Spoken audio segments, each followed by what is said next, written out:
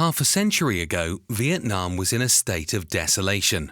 Bomb craters have left scars on the fields, cities that have been ravaged by wars, a battle that lasted for decades and wrecked the whole economy. Despite this, Ho Chi Minh City's skyline is now on par with Southeast Asian neighbours. Activity is thriving in manufacturing centres, which produce various products, ranging from Nike footwear to Samsung cell phones. Vietnam, once a country ripped apart by war, has become one of the economies in Asia expanding at the fastest rate. What most people don't understand, however, is that Vietnam's resiliency was not the only factor contributing to this extraordinary change. The United States tariff policies, which seem unconnected, were the driving force behind its acceleration. Shocking, isn't it? You are just at the right destination. We're here to tell you the hidden truths of the world that are creating and destroying economies. Welcome to Global Eye, where we investigate the unseen connections changing our world. Today we will discuss how the United States' choices over trade almost halfway across the world significantly impacted Vietnam's future, resulting in what economists call the accidental winner of trade wars in the 21st century. Let's start from the very beginning. Vietnam was confronted with a bleak reality with the departure of the final American helicopters from Saigon in 1975. Despite the catastrophic human toll, which was over 3 million Vietnamese fatalities, the economy of the nation was in a state of complete and utter disarray. The infrastructure was destroyed, a disruption occurred in agricultural productivity, international isolation looming. Vietnam experienced difficulty over the subsequent 10 years under a centrally planned economy. Strict restrictions on food were prevalent and industrial production dropped precipitously.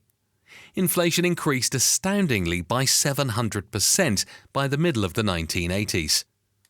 At that time, in 1986, a defining event occurred, with the implementation of Doi Moi, which literally translates to renovation. The Vietnamese government initiated economic changes that would have a profound impact on the nation's overall structure. We had to change or die, remembered Nguyen Xuan Oanh, an economist who was one of the architects of these changes. The old system simply couldn't feed our people. The Doi Moi reforms were a significant event that signified Vietnam's shift towards a socialist-oriented market economy. Private firms were allowed to operate, and overseas investment was encouraged. Family farming won out over agricultural collectives, which led to their dissolution. Between 1900 and 2010, Vietnam's economy expanded at an average annualized pace of 7.3%. Today, the poverty rate has dropped from about 70% to less than 10%. In 2007, Vietnam became a member of the World Trade Organization, signifying the country's complete incorporation into international markets. Despite these advancements, Vietnam remained a relatively modest participant in the manufacturing industry worldwide.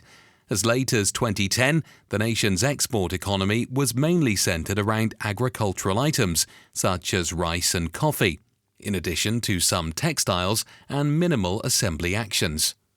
While it was rising, foreign direct investment was still falling behind it compared to regional rivals. In its early development stages, Vietnam was not yet the industrial powerhouse it is today. This shift would need an unanticipated trigger, which transpired in the shape of trade policies enacted by the United States of America that were not directed against Vietnam, but rather toward its enormous northern neighbor. To comprehend Vietnam's economic acceleration, we must examine the significant change in U.S. trade policy in recent years. The U.S. has historically supported free trade. From the 1990s to the beginning of the 2000s, it spearheaded efforts to lower international tariffs, establish the World Trade Organization, and negotiate free trade agreements worldwide.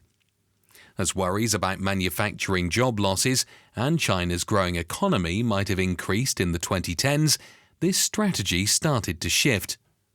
President Trump imposed high taxes on Chinese imports in 2018, and the trade war began. In an interview conducted in 2018, he stated, "We can't continue to allow China to rape our country, and that's what they're doing. It's the greatest theft in the history of the world, what they've done to the United States. We have rebuilt China with the money they've taken out of the United States." The government imposed 25% and 7.5% tariffs on $250 billion and $120 billion worth of Chinese goods. Products impacted included furniture, consumer electronics, and industrial gear.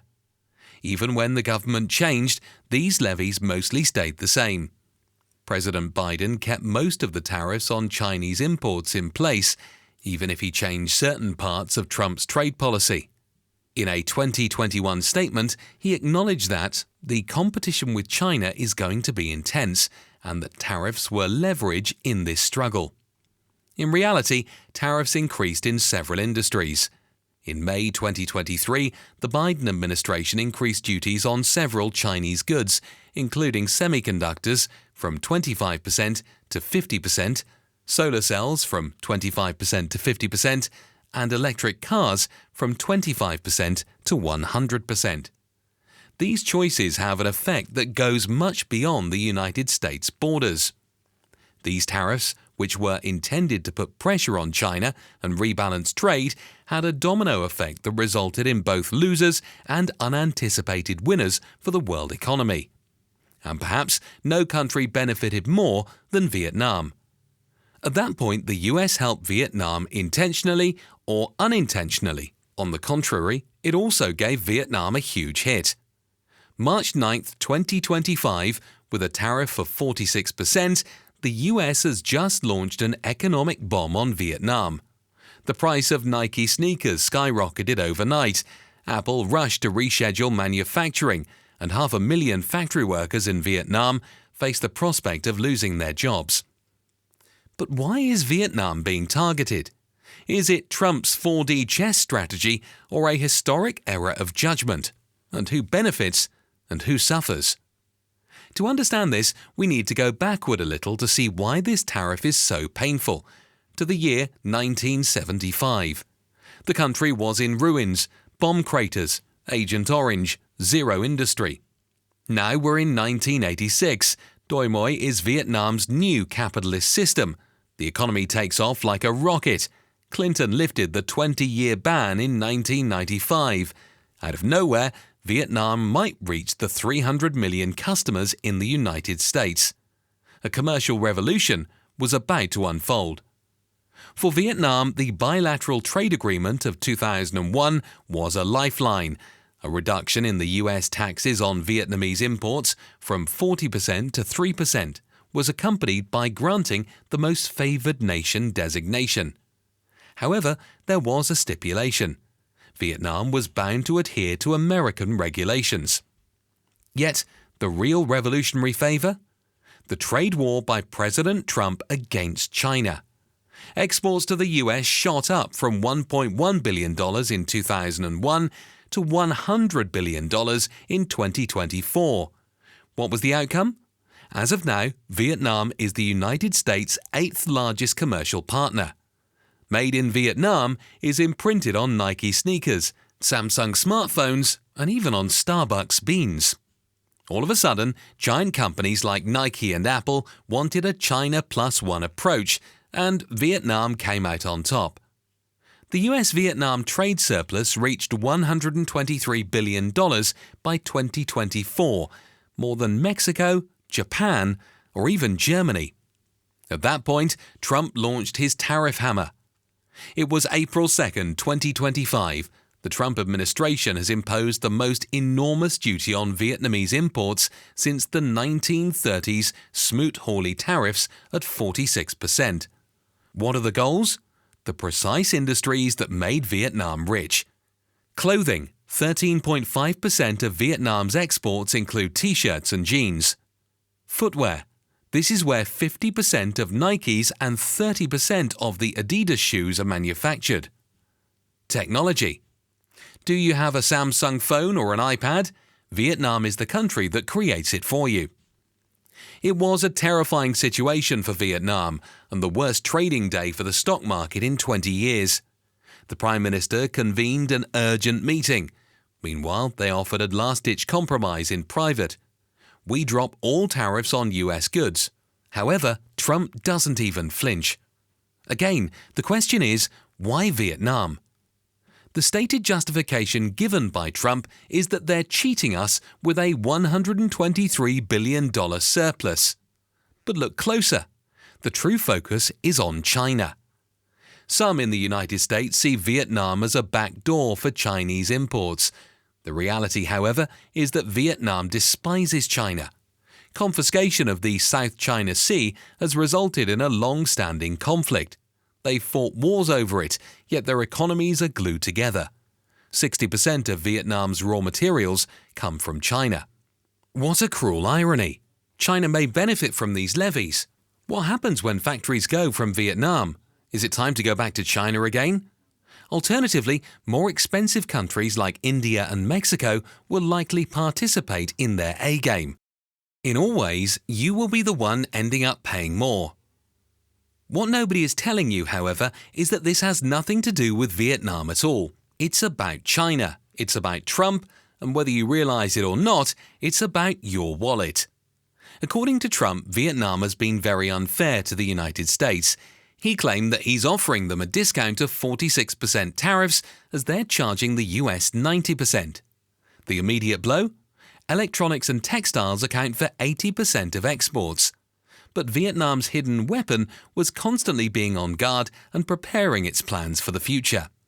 We have survived worse than the tariffs, said Chan Tuan An, Vietnam's trade minister. Let's talk about the human cost. Think about the middle-aged commoner sewing Nikes. She earns about $300 a month, which she uses to sustain her family. However, she will have nothing if tariffs destroy her employment. The bigger picture? Vietnam may revert to its miracle growth. The World Bank projects a 1.2 to 5.5% GDP decline, equivalent to destroying Portugal's whole economy. And it's already happening. US companies are escaping. Intel recently put a $4 billion facility on hold. Nike is targeting Mexico. They're tumbling like dominoes once again. The issue is not exclusive to Vietnam. Those 100 Nikes? Try 150. That 999 iPhone? 200 is added. Why? Because it takes years to move factories. The Nike Air Force One price will increase from $125 to $150, and sneaker costs may increase even more by 30% in 2025. And do you recall China Plus One? Now it's Vietnam Plus One Plus One Plus One. Businesses are rushing to Thailand, Mexico and India, but none are as quick or affordable as Vietnam. Outcome? Shortages, delays, and yes, higher prices for you. But here's a catch. Vietnam is refusing to give up. Right now, their Deputy Prime Minister is in Washington, D.C., pleading for a settlement. Additionally, they are using the EU as their trump card. Vietnam is already turning toward Europe due to recent agreements like the European Union-Vietnam Free Trade Agreement, EVFTA. But we can't deny the fact that nobody buys like America. What do you think? Is this Trumpian theatrical or a genuine threat? Based on history, he often backs down. For instance, in Mexico in 2019. But in 2025, it's election season, so things are different. This is precisely what he needs. However, economically, it's a risk that might have serious repercussions. Fundamentally, this has nothing to do with tariffs. It concerns the future of globalization. Do we want made in USA pride or lower prices? The solution is not simple. However, here is what I want you to consider. There are casualties in every economic conflict. Sometimes it's a Hanoi industrial worker, and sometimes it's you paying more for shoes. But is it really worth it? At an economic summit in 2022, Prime Minister Pham Minh Chinh stated Vietnam is positioning itself as a reliable and stable destination for global supply chains. We are not simply benefiting from temporary trade tensions, but building long-term manufacturing foundations. As a response, the United States has shown an increasing interest in Vietnam to pursue strategic objectives. In September 2022, the relationship between the two nations was elevated to the level of a comprehensive strategic partnership, which is the highest diplomatic recognition that Vietnam can get. Economic commentators say this elevation demonstrates the United States' goal of building associations with a rising industrial alternative to China. The Chinese government has responded in various ways.